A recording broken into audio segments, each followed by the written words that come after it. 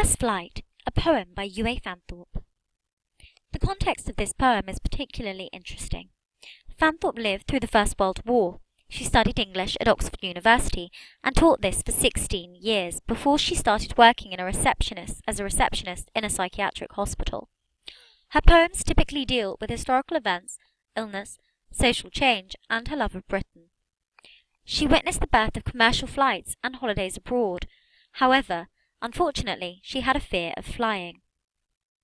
Some key terminology used in this poem include a reservoir, which is an artificial lake built to store water; nimble, which means agile or speedy; a porthole, which is a small window on a plane or ship; meringue, a sweet, sticky dessert made from egg whites and whisked with sugar; cumulus, which are fluffy white clouds; tangerine, which is a small pale orange citrus fruit; confound, which means to confuse or prove wrong; mackerel, a fast-moving and predatory silver fish; dispense, means to hand out or hand down.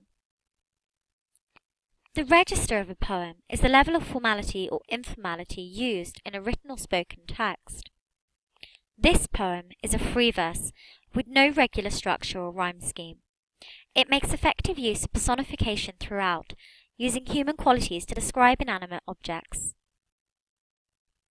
The poem, an analysis. In the first stanza of the poem, the short, simple sentences opening the poem reflect the sudden movement of the plane and the persona's anxiety. This is further stressed by the short monosyllabic words used. This is common in Fanthorpe's poetry. In the second line of the poem, the comparison to a car that feels sluggish and unbalanced would be familiar to a reader who has not flown before. It enables them to empathize with the persona's feeling that the experience evokes uncomfortable emotions. In the third line of the poem, the shift to a triplet of short clauses reflect the unnaturalness of the plane's change in speed, while the alliteration of the S sound emphasizes the sudden smoothness of the plane's movement, and how unnatural this seems to the persona, whose use of the verb slithers has threatening connotations of a snake-like movement. In the second stanza of the poem, this sentence narrates the persona's thoughts of other people on the plane. It is disjointed as a result of the interjection of the italicized thought of a fellow passenger, one who is representative of more experienced flyers. The adverb rather lends the single thought a relaxed tone, as, combined with the adverb hop, the reader can deduce that the flyer is unaffected by the fears that influence the persona. The combination of nouns and verbs in the triplet emphasize the regularity with which the experienced fly by referring to ordinary events.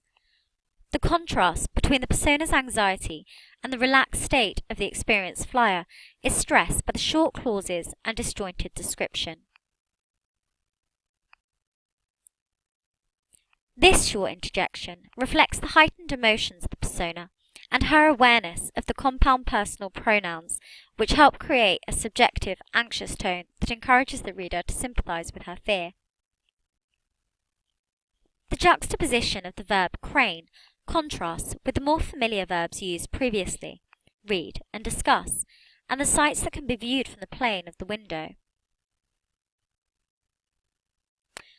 This is clearly the voice of a different speaker, as it offers an entirely different perspective from that of the first interjected one-line stanza.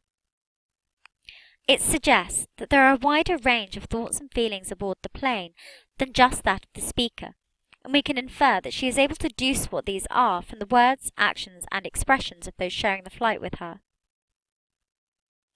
The adjective familiar makes it clear that the persona feels alienated by the experience and longs for the safety of more comfortable surroundings. The adjectives nimble and tiny disk present the sun as something fragile and small. This suggests that the speaker experiences a sense of awe, as the description is one of fragile beauty, as well as an increased awareness of the vulnerability of life due to the great distance being covered.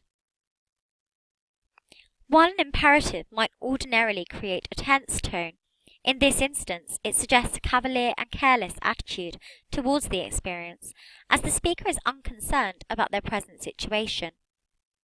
The enjambment here, even with the interjection in between, reflects the swiftness of the plane's movement, further emphasizing the sense that life and every moment is fragile. The metaphor here creates an ironically beautiful tone, as a kingdom has beautiful fairy tale connotations, and meringue suggests sweetness. However, as meringue crumbles when it is touched, it is clear that the persona is very conscious of how vulnerable she is. The colloquial tone created by the shortened form of the Mediterranean, the med, and the contraction of water will to waterall, again juxtaposes this speaker's relaxed state with the persona's self-conscious awareness of her situation. As cumulus is the technical term for low-level, puffy white clouds that look like pieces of floating cotton with rounded towers at the top, the fairy tale imagery is effectively sustained. The beauty further magnified by the following clause, which describes the light cast upon the clouds. It is clear that the beauty of the scene makes an impression on the persona, which is again at odds with the careless attitude of the interjected speakers. The colloquial tone of the interjections is developed here through the use of contractions and a rhetorical question. The speaker's obvious lack of interest in the beauty that has such an impact on the persona is evident, and the reader is left to infer that it is often easier to become so caught up in concerns about the future that we can forget to appreciate moments as they actually occur. Given Fanthorpe's familiarity with serious illnesses, it is easy to understand why the poet would engage with this idea in her writing. The verb confounds emphasizes the speaker's feelings of confusion, thus highlighting a sense of vulnerability, as time seems to be suspended, and the future open to a number of possibilities. The use of the personal pronoun we suggests a sense of companionship with the dissonant personalities aboard the plane, created by the close proximity and the idea that time has been suspended for them all. The persona is clearly intrigued by the absence of contact with the real world whilst flying, as the alliteration of the H sound stresses the absence of concrete events when you are in between places. The persona's anxiety about flying for the first time is juxtaposed against the casual conversation of frequent flyers. The condescending tone of the other voice accentuates the unease the persona feels with regard to the situation she is in. The confidence with which this other voice discusses the correct way to refer to a Chinese city further alienates the persona. It highlights how common long-haul flights are for others. The contrast between you and I, me, draws attention to the petty, commonplace concerns of the passengers around the poet. Through this, the poet shows how remarkable the persona's thoughts and feelings are in relation to the banal conversation around her. Although traversing spatial distances is not unusual for others on the plane, this first flight is extraordinary and terrifying.